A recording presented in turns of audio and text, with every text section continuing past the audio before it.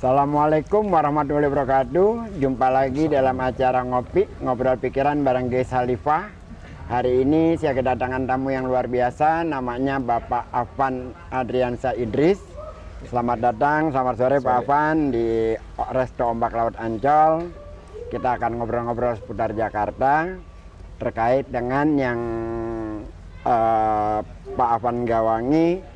Pak Afan adalah posisinya sebagai asisten pembangunan Pemprov DKI Jakarta, Pak ya. Iya. Kalau di kementerian itu Menko kayaknya, Pak ya. Yang di organize sama Pak Afan tuh bidangnya apa aja selain Bina Marga? Ya, jadi bidangnya ini bidang pembangunan dan lingkungan hidup, Pak. Pembangunan dan lingkungan hidup. Ya, antara lain itu Dinas Sumber Daya Air, Sumber daya air. kemudian Dinas Bina Marga, kemudian ada juga yang terkait tata kota, Dinas Cipta Karya, Cipta Karya.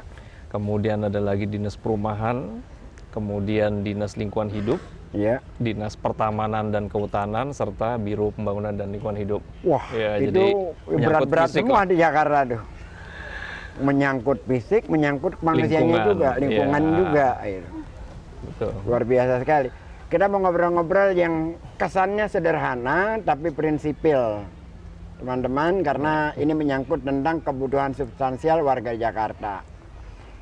Kita akan berbincang-bincang dari mulai pengadaan air bersih untuk DKI sampai revitalisasi perkampungan-perkampungan kumuh di DKI sudah sejauh mana, karena orang yang saya temui hari ini sangat tepat sekali karena memang bidang wilayah tugasnya adalah ada di situ. Pak Afan, pada saat kemarin ada sebenarnya kebutuhan prima, tetapi yang lucunya itu kan yang demo itu kan bawa jerigen warnanya sama semua tuh, ya kan? Jadi saya agak tertawa juga, ini beneran demo atau memang ada yang menyiapkan di belakang. Tetapi substansi demonya saya appreciate karena soal air bersih kan memang problem. Sebenarnya sejauh mana sudah tentang air bersih di Jakarta nih Pak Afan? Ya, oke, Pak Ges. Jadi gini, jadi secara garis besar coverage air bersih perpipaan itu di DKI sudah posisi 60%. Sudah 60%? 60%, dan ini kita akan upgrade terus Pak, sampai 100% di 2030. 2030 mencapai 100%. Betul. Nah, kemudian kalau tadi disinggung mengenai demo Pak ya, jadi ini kan menyangkut air bersih di kawasan kumuh. Iya. Nah, tempo hari pada tanya juga tuh, kita ini udah lama, sejak dulu-dulu kok tidak pernah dapat akses air bersih. Air bersih. Ya. Nah, jadi begini Pak Ges, bahwa Pak Gubernur ini memang berkomitmen ya, selain menata kampung itu, ini juga kita harus menyiapkan apa yang menjadi prasarana dasar kebutuhan manusia. Salah satunya kan yang mutlak pasti adalah air bersih. Nah, sebetulnya PDAM pun dari dulu juga dia udah pengen bantu. Nah, tapi by rule, ini kan memang belum tersedia. Makanya disiapkanlah ada payung hukum, Mbak. Kalau kita dulu, baik di SKPD maupun BUMD, landasan kita bergerak pasti harus ada payung hukum. Nah, jadi di tahun 2020 itu diterbitkan oleh Pak Gubernur Pergub nomor 16 tahun 2020. Namanya Tata Cara Penyambungan dan Pemakaian Air Minum.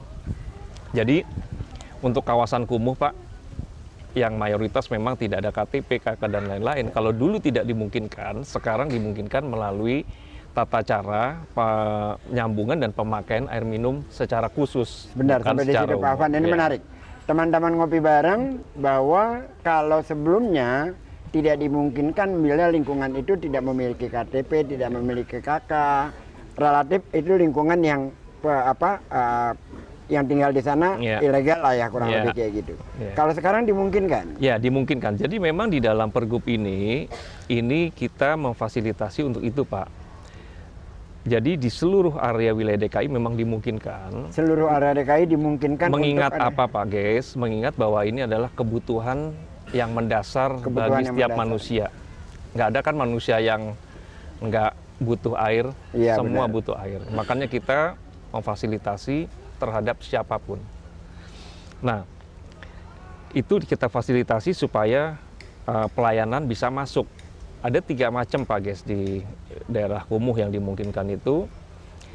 Pertama adalah melalui sambungan langsung. Yang kedua adalah melalui master air.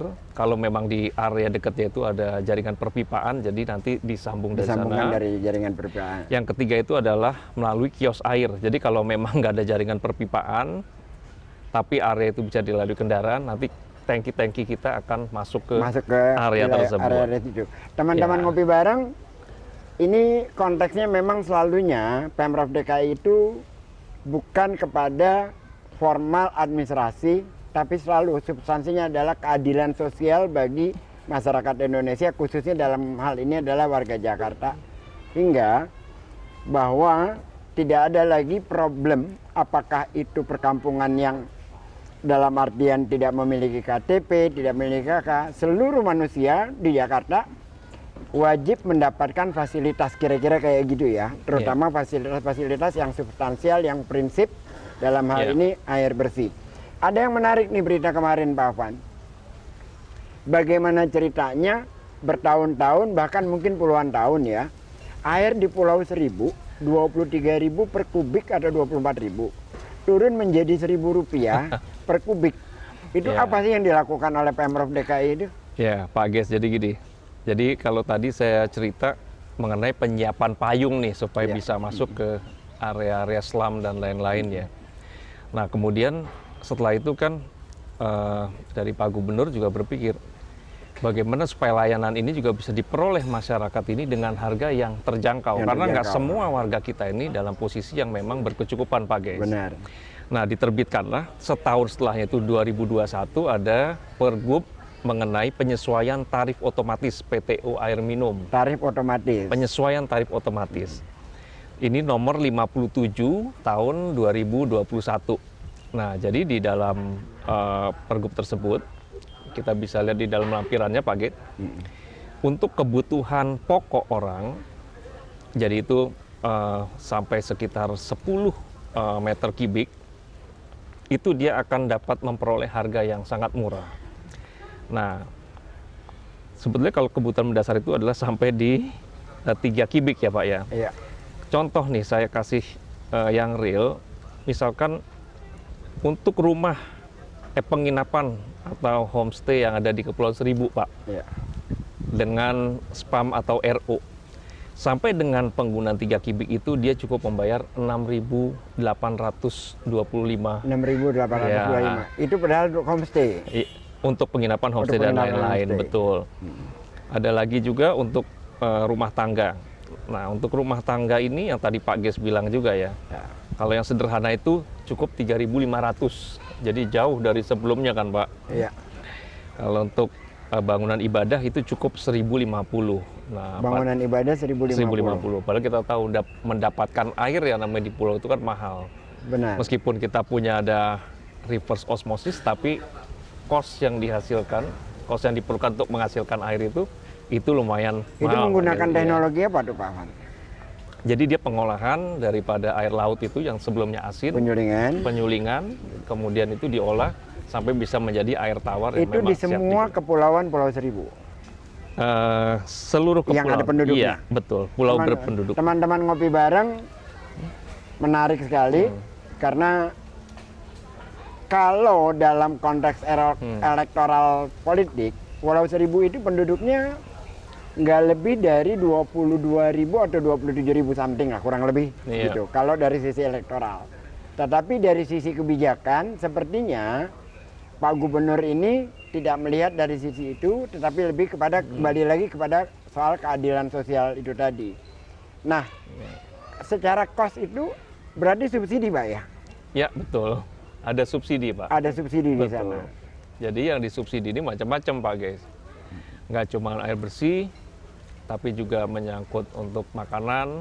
Makanan juga disubsidi? Iya, bahan pangan kan disubsidi. Makanya ada per 3 bulan itu kita bisa mendapatkan bahan pokok. Ada telur, daging, ikan, ayam, dan lain-lain itu dengan harga yang sangat murah. Yang dijual di taman-taman itu di perkotaan kan, ada Taman Maju Bersama kan, ada penjualan. Betul Pak. Nah itu saya rasa udah banyak juga warga kita yang merasakan. Kedua, subsidi transport. Jadi orang itu bisa menggunakan transportasi baik busway maupun MRT dan lain-lain itu dengan tarif yang memang sangat murah. Bahkan Jaklingko itu gratis ya. Ya. untuk Jadi peredaran. dalam hal ini pengelolaan air di Jakarta tahapannya on the track lah ya. On the track, Pak. On the Nah, track, ya. tapi gini Pak Ges, ya perlu diingat, kayak semacam yang di Muarangke, bahwa kita itu kan bekerja by planning Iya. dan by regulation ya. Kayak tadi di awal kita siapin dulu payungnya di tahun 2020, kemudian tarifnya disiapkan juga di 2021, kemudian di 2022 ini ada tahapannya. Jadi kita nyiapkan ada 100 lokasi untuk kios air. Nah, yang tempo hari sempat muncul di pemberitaan itu masuk di tahap yang kedua. Masuk Jadi di tahap kedua. Jadi sekitar bulan Juni atau Juli 2022. Udah terlaksana itu Sudah, ya. sudah. Sudah terlaksana ya. Teman-teman ngopi bareng, temanya sekarang ini banyak hal yang kita ingin bicarakan, tapi saking banyaknya, makanya saya agak lompat-lompat nih dalam berbicara, karena untuk bisa mendapatkan banyak informasi yang belum terpublikasi secara luas di masyarakat. Terlebih seringkali berbagai kebijakan program DKI itu dinihilisasi oleh orang-orang di sebelah sana agar orang tidak mendapatkan informasi yang baik. Contohnya yang barusan diceritakan tadi, bahwa kesediaan air bersih itu sedang diusahakan dan sekarang ini sedang memasuki tahap kedua untuk di perkampungan kumuh. Di balik itu ada hal lainnya lagi yang juga cukup mengagetkan, yaitu revitalisasi perkampungan kumuh. Ini juga ada di dalam janji kampanye Gubernur DKI pada saat di 2016 ketika menjelang pilkada, yaitu perkampungan-perkampungan kumuh itu akan dibenahi. Kita ingin tanya langsung kepada Pak Afan, sejauh mana perkampungan kumuh itu sudah terlaksana atau belum, ataukah hanya lip service media, atau benar-benar real bahwa perkampungan kumuh sudah mengalami revitalisasi. Nah, Pak Afan terkait perkampungan kumuh, nanti kan ada kaitannya juga dengan air bersih nih.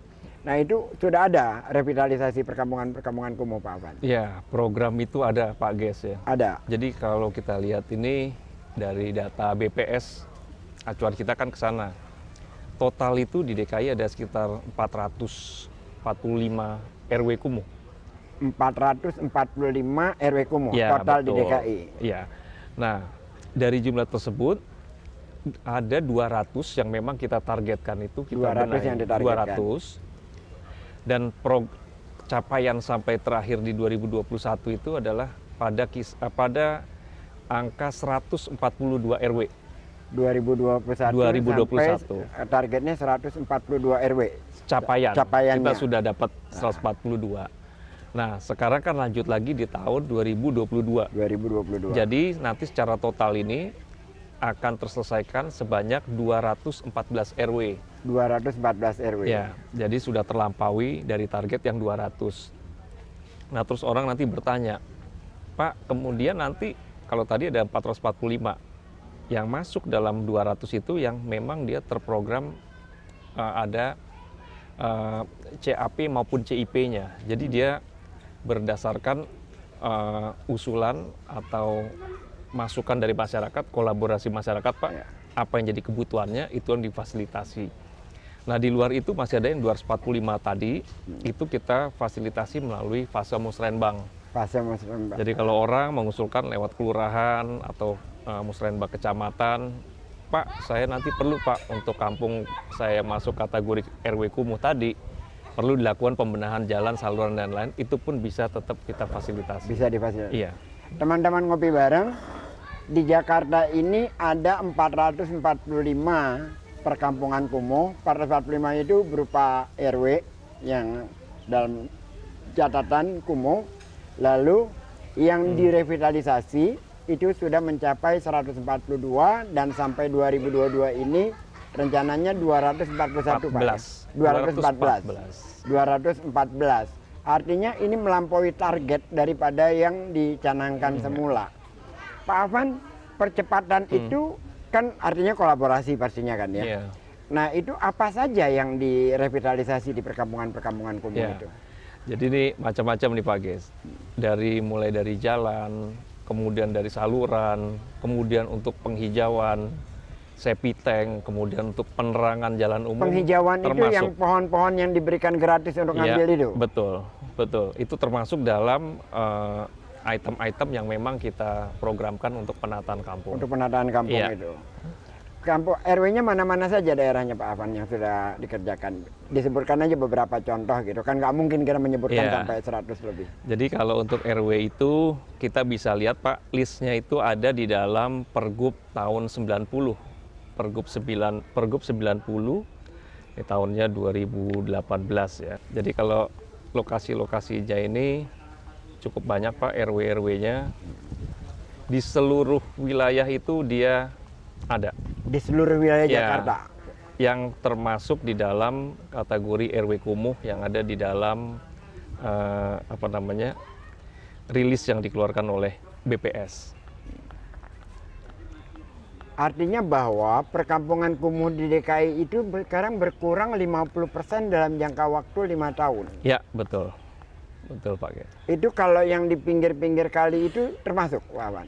Kan ada perumahan-perumahan yang nggak jelas macam itu, 2 lantai dibuat dari kayu-kayu triplek. Termasuk Pak, termasuk. Ya, yang sekarang sedang kita program itu antara lain ada di Kerapu, Tongkol, Lodan. Kerapu, Tongkol, Lodan, Jakarta Barat semua tuh ya? Jakarta Utara. Jakarta Utara. Ya, nah ini item-itemnya Pak ya. Kalau di Jakarta Pusat itu antara lain ada di Ben Hill, Karet Tengsin, Kebon Melati. Kemudian di Johar Baru. Ben Hill itu nggak jauh dari Sudirman? Ya, itu termasuk juga yang memang kita benahi Johar Baru. Johar Baru. Nah, itu termasuk. Kemudian kalau di utara di Penjaringan tuh ada di Kamal, ada di Kapuk. Iya. Ada lagi juga di Koja.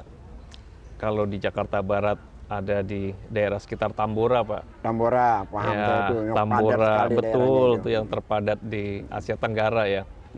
Kemudian kalau di Jakarta Selatan itu antara lain ada di sekitar Pesanggerahan, kemudian juga ada juga di area sekitar Tebet. Nah, kalau sekitar Tebet ini juga antara lain yang ada di pinggir-pinggir Kali Ciliwung. Oh, pinggir-pinggir Kali Ciliwung situ. Betul. Teman-teman ngopi bareng, ini adalah hal yang tidak tertampakkan di publik apa yang dikerjakan oleh Pemprov DKI, tetapi ternyata sejauh ini sudah 142 kampung kumuh dibenahi dan tak lama lagi mencapai 241. Berarti kalau ada sedikit waktu lagi, insya Allah 100%-nya tuntas Pak ya? Iya, tahun ini tuntas Pak. Tuntas. Malah ya? Kita lebih ya, karena malah target lebih, 200, ya? Betul. Dari target ya, tetapi kalau punya konsen yang sama nanti kalau gubernur selanjutnya, kalau punya konsen terhadap pembenahan itu berarti bisa seluruhnya tuntas kan berarti ya? Betul Pak. Mengenai perkampungan kumuh di Jakarta ya. Itu kan kolaborasinya itu dengan RW setempat. Jadi gini Pak, ini kita libatkan mulai dari tahap perencanaan. Tahap perencanaan. Nah, kolaborasi ini nggak cuma dalam penataan kampung Pak ya, termasuk juga di dalam pembuatan Taman Maju Bersama. Oh, saya agak loncat sedikit ya. Yeah. Jadi kalau dari kolaborasi yang menarik ini Pak, kita itu memperoleh langsung apa sih yang jadi kebutuhan masyarakat.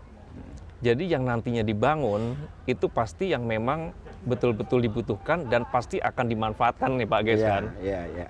Nah, dan yang menarik adalah tidak ada yang modelnya itu mirip-mirip atau sama satu sama yang lainnya. Coba Bapak lihat yang konkret itu TMB ya, Taman Maju Bersama.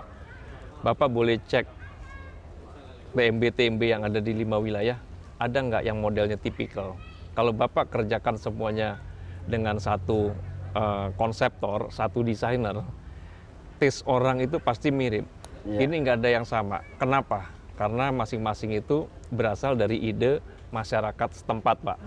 Kalau daerah itu misalkan banyak ibu-ibunya nih yang punya anak kecil, pasti dia butuh, Pak, saya butuh dong tempat untuk ngasih makan anak atau untuk anak main. Tapi kalau misalkan areanya lebih banyak yang memang sudah usia lanjut, Pak, pasti kebutuhannya akan beda. Nah, makanya modelnya ini lain-lain, nggak ada yang sama kalau kita lihat TMB yang lain. Itulah menariknya kolaborasi kalau kita ngelibatin masyarakat sejak awal. Saya agak hafal angkanya itu, teman-teman ngopi bareng. Jumlah taman di DKI Jakarta yang dibangun baru maupun yang telah direvitalisasi totalnya berjumlah sementara ini sudah mencapai 296 taman. Dan barusan kita mendapat keterangan dari Bapak Afan yang mengkoordinasikan pekerjaan-pekerjaan itu. Di 296 taman itu semuanya berbeda, tidak ada yang sama, tidak template, dan disesuaikan dengan kebutuhan masyarakat setempat. Tentu saja kerja semacam ini panjang karena tidak dalam satu desain langsung dikerjakan, tidak, tetapi berbicara dulu dengan warga setempat. Itu kan lebih capek kerjanya Pak Afan. Karena kan biasanya kalau dari atas putusin kerjakan kan selesai itu kan. Tapi kan gini Pak, memang dalam setiap konsep itu kan Pak Gubernur selalu mengedepankan Pak ya. Jadi ada ide, kemudian dari ide itu kita tuangkan bagaimana narasinya, jadi kebutuhannya apa, kita coba jawab melalui desain, baru masuk ke karya. Baru masuk ke karya. Ya. Nah, kalau dengan kolaborasi, meskipun tadi Pak Ges bilang agak capek, cuman begitu selesai itu kan kita nggak cuman dapat outputnya aja Pak. Iya. Tapi manfaatnya, outcome-nya. Jadi orang itu benar-benar bisa termanfaatkan dengan baik sesuai dengan kebutuhannya ya. Karena memang kan usul apa yang kita wujudkan itu sesuai dengan kebutuhan warga. Jadi pasti akan bermanfaat dan dipakai. Akan bermanfaat dan dipakai. Saya kira ini sesuatu hal yang baru di Jakarta karena selama ini kan kita hanya mendapatkan dari atas langsung dibangun, terus kita hanya menggunakan, entah itu bermanfaat atau tidak buat kita, yang penting sudah dilaksanakan. Kalau yang sekarang polanya sebagai warga ya, warga dulu yang ditanya ya. Iya, skema kolaborasi Pak. Kolaborasi. Ini menyangkut dengan taman ini Pak Afan kan kalau di Dinas Perhutanan dan itu kan juga menyangkut dengan pemakaman kan. Betul. Lahan-lahan hijau di Jakarta. Betul. Ini saya mau melompat sedikit karena itu juga kebutuhan warga Jakarta. Teman-teman ngopi bareng mungkin pernah merasakan betapa sulitnya ketika kita ada ya keluarga yang mengalami musibah kematian. Problemnya adalah mau dikuburkan di mana. Karena lahan-lahan pemakaman di Jakarta itu semakin hari semakin berkurang. Dan tentu saja dibutuhkan tempat-tempat pemakaman dengan lahan-lahan baru. Nah, apalagi di tengah COVID seperti sekarang, tentu saja ini masalah pemakaman ini semakin krusial. Kalau tadi kita bicara tentang air bersih itu untuk kehidupan, ini lahan pemakaman untuk kita ditempatkan setelah masa usia kita selesai.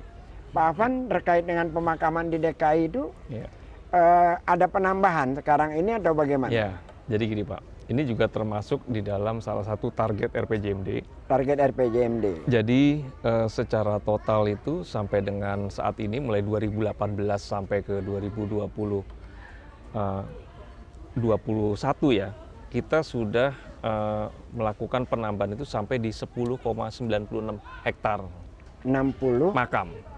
Berapa tadi kurang jelas? 10,96 hektar. 10,96 hektar. Jadi ini cukup lumayan banyak juga Pak Ges. Kalau RTA keseluruhan itu kita sudah sampai di 105 hektar.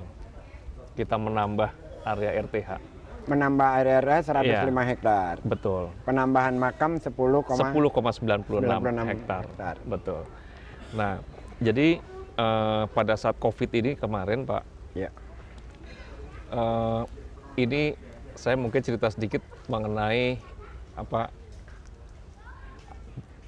sisi positif dari kolaborasi Pak. Jadi pada saat peak di bulan Juli 2021, jadi mungkin nggak pernah terbayangkan juga oleh kita Pak, bahwa jumlah jenazah yang dimakamkan itu bisa mencapai 400 orang per hari Pak. 400 itu sudah seperti pesawat jatuh itu. Ya, bisa dibayangkan kan kalau 400 itu nggak mungkin kita memakai hanya tenaga tukang gali kubur. Berarti kita udah mesti pakai ada beko mini Pak. Beko mini.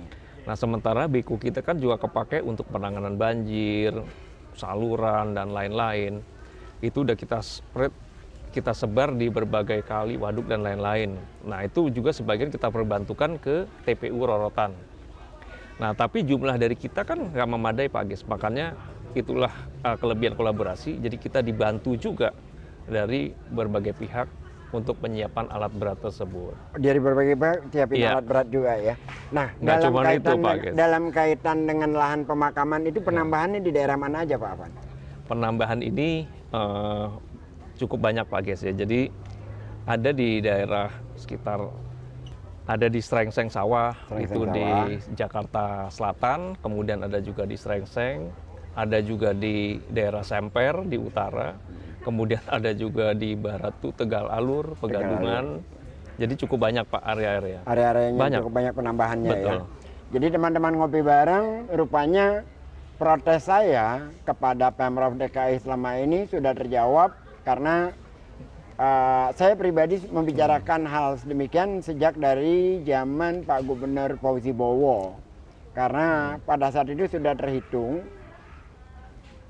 penambahan lahan kita yang tidak menambah, tetapi toh kita punya budaya bahwa kuburan itu kita rawat gitu loh. Walaupun jumlahnya luas lahannya cuma 1 kali 2 meter, tapi semakin hari kan akan semakin berkurang dan pasti pada saat tertentu ini akan mengalami kritis lahan dan rupanya Pemprov DKI itu yang sekarang ini lebih cepat bergerak, bahkan penambahannya itu mencapai 10 hektar lebih ya. 10,9 10, apalagi di tengah situasi COVID yang seperti sekarang. Iya. Pak Afan, ini kita lompat-lompat aja supaya Iya. banyak hal bisa kita bicarakan, banyak hal bisa tersosialisasi dengan baik dan jelas. Ini ada satu yang menarik nih. Kemarin seorang komisaris, saya sebut aja namanya Kang Dede, komisaris di Pelni, nge-tweet Oh. tentang satu-satunya gubernur yang mendapat hukuman ngeruk kali. Komisaris ini jabatannya komisaris, tapi mentalnya agak udik. Kenapa mentalnya agak udik? Nomor polisi mobilnya itu dia pakai nomor polisi Kemenkahan, gitu. Jadi supaya kalau dia di jalanan orang takut. Jadi dia punya otoritas sedikit aja dia sudah gunakan seperti itu, gitu. Nah, hal-hal seperti ini kan harus tetap kita jawab. Walaupun yang berbicaranya itu secara kualitas dia tidak punya kualitas. Tetapi dan ini juga banyak dipublikasikan. Sebenarnya masalahnya gimana sih Pak Afan? Ya jadi gini, ini saya mungkin menjawab juga Pak ya berbagai komen yang muncul kaitan dengan hal tersebut. Jadi kita coba pelajari dulu nih Pak mengenai materi gugatan. Sebetulnya apa sih yang muncul dalam materi gugatan itu? Jadi ternyata adalah banjir di tahun 2021 bulan Februari. Banjir 2021 bulan Februari. Ya. Jadi kalau kita lihat record di bulan tersebut, yang terbesar itu adalah pada saat tanggal 19 Februari, Pak. Nah, 19 Februari itu pada saat itu mungkin kita sama-sama lihat ya ada beberapa area yang tergenang, ada di Kemang, area sekitar Pasar Minggu CS, termasuk sedikit di Sudirman ya. Jadi itu sebetulnya bukan karena faktor pengerukan atau kaitan dengan pemeliharaan. Oh, bukan kaitan dengan pengerukan. Jadi kalau pengerukan itu Pak, teman-teman yang ada di Dinas Sumber Daya Air, mereka itu secara rutin melakukan pengerukan. Saya hampir kemanapun ketemu tuh orang-orang yang mengeruk itu, baik dari pasukan biru, pasukan oranye, segala macam itu. Jadi yang dikeruk itu nggak cuma kali Pak, tapi termasuk waduk, termasuk saluran penghubung itu semua kita keruk. Semua dikeruk. Nah, tapi pada saat tanggal 19 itu di pintu air karet itu ternyata ada satu batang pohon yang memang gede sekali Pak. Jadi dia menutup. Oh, jadi ada situasi alam yang yang tidak terprediksi. Tidak terprediksi. Jadi dia menutup ada 2 pintu air dari 4 yang ada. Jadi setengahnya itu ketutup. Jadi air kan nggak bisa ngalir dengan cepat. Nah, petugas kita dalam posisi standby di lapangan itu kan terbatas. Ada sekitar 2-3 orang yang memang dia punya kemampuan untuk ini harus nyebur ke air Pak Ges. Dan airnya bukan air yang sedikit ya. Kenceng dan dalam debit yang cukup tinggi. Nah, jadi petugas kita itu memang harus turun, dia pakai karabiner dan lain-lain, dan dia harus bawa gergaji, bawa senso, jadi digergaji pelan-pelan. Nah, Di tengah banjir. di tengah banjir. Di tengah banjir. Dan itu baru tuntas setelah kita turunkan ada sekitar sampai 10 personil yang memang punya kemampuan itu, karena nggak semua cukup orang banyak punya ya. kemampuan untuk bisa terjun dalam air dan menggergaji kayu dalam dimensi yang cukup gede. Dan setelah itu selesai, barulah semua banjir yang ada di aliran Kali Krukut yang dikomplain ada Kali Iya. Mampang dan lain-lain itu surut, Pak. Nah, jadi dari kejadian tersebut kita melibatkan lagi, men-training lagi seluruh petugas kita untuk siap termasuk dalam posisi untuk masuk ke dalam air. Ya. Oh, setelah itu di training lagi. Kita untuk training siap, semua, Pak. Jadi yang sebelumnya kita punya dalam jumlah sekitar 2-3 per lokasi pintu air. Jadi sekarang kita siapkan lebih banyak yang lagi. menjadi hukuman dari pengadilan itu kan agak aneh begini. Oleh Tempo diinvestigasi. Dan ternyata pengurukan itu sudah tuntas di Januari Sudah, Pak. 2022. Iya. Terus baru vonis hakim turun untuk Iya. mengeruk, gitu kan. Iya. Nah, pada saat sidang itu berjalan memang tidak ada pengecekan lapangan, kan biasanya ada kan? Wah, kalau itu saya Ya, itu urusan, mungkin bisa ditanya. ya itu kepada urusan yang itulah. bersangkutan, ya. Tetapi yang jelas begini, teman-teman ngopi bareng, kalau dalam hal-hal semacam ini memang kadang kita bias ya, apakah itu memang benar-benar fakta atau hanya sekedar opini. Tetapi okelah bahwa itu sudah terjadi, putusan pengadilan Ya. sudah, tetapi yang jelas dan pasti bahwa daerah banjir di DKI sekarang ini jauh lebih berkurang. Bahkan ada sebuah survei yang menyatakan bahwa tingkat kepuasan masyarakat atas kepemimpinan Anies maupun kinerja Pemprov DKI mencapai 86% dan kepuasan kepada kinerja mencapai 74 sekian persen. Dan kepuasannya itu dicapai oleh berkurangnya kemacetan, juga berkurangnya banjir. Itu lebih merupakan fakta dibandingkan opini yang ada di Twitter yang memang sengaja dimainkan, dan nggak jarang itu banyak akun-akun robotnya. Tetapi paling tidak kita sebagai warga mengucapkan apresiasi kepada Pak Afan dan jajarannya karena luar biasa kerjanya, luar biasa keras, luar biasa effortnya, dan tak jarang juga agak membahayakan nyawa karena seperti yang dicontohkan tadi, pohon besar melintang di tengah kali dan itu harus dipotong di tengah air yang sangat deras. Jadi itu tidak main-main dan alhamdulillah akhirnya bisa diselesaikan. Dan apa yang mereka dapatkan? Yang didapatkan adalah kecaman oleh para buzzer-buzzer itu yang belum tentu juga KTP-nya adalah KTP DKI Jakarta. Tapi itu noise, saya kira nggak harus kita perbincangkan lebih dalam. Paling tidak warga DKI Jakarta sudah menampakkan mewakili apa pendapatnya melalui survei yang saya katakan tadi.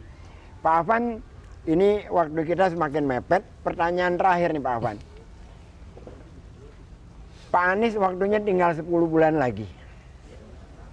Yang menurut Pak Afan belum selesai atau kira-kira mau diselesaikan secepat-cepatnya nih apa nih Pak Afan?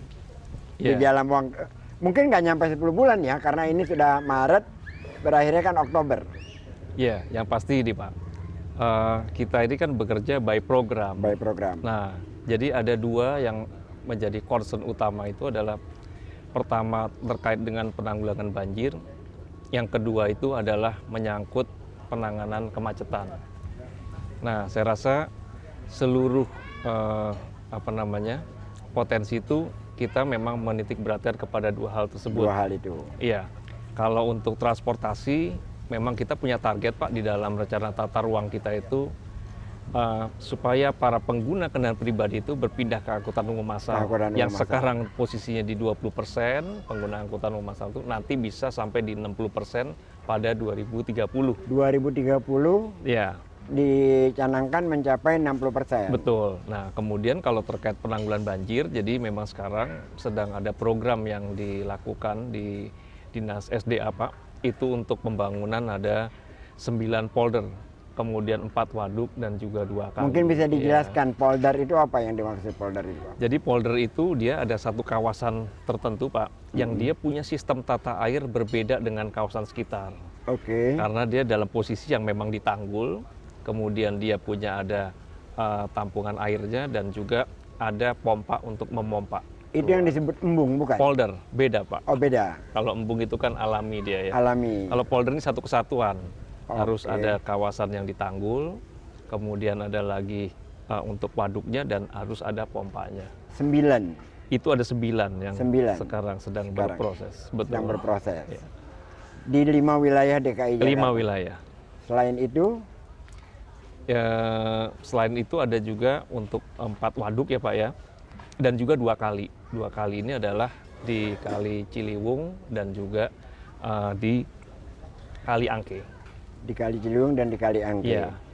Jadi relatif menjelang akhir tahun nanti problem-problem air di Jakarta akan jauh lebih lagi terkurangi, Pak Awan ya. Jauh berkurang Pak. Jauh berkurang ya Insya karena Allah. dengan selesainya Iya. 9 polder itu tadi. Iya. Ditambah lagi sekarang ada yang sedang berproses juga adalah Waduk Ciawi Sukamahi Pak.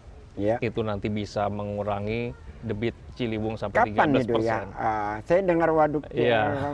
Itu harusnya memang udah selesai di tahun yang lalu, tapi kita berharap di tahun ini bisa segera tuntas. Bisa segera tuntas. Iya. Jadi air yang dari wilayah Ciliwung puncak berkurang. Ciliwung ini berkurang, terus yang di Jakarta juga Kita tangani dengan 9 polder tadi. ditangani dengan 9 folder.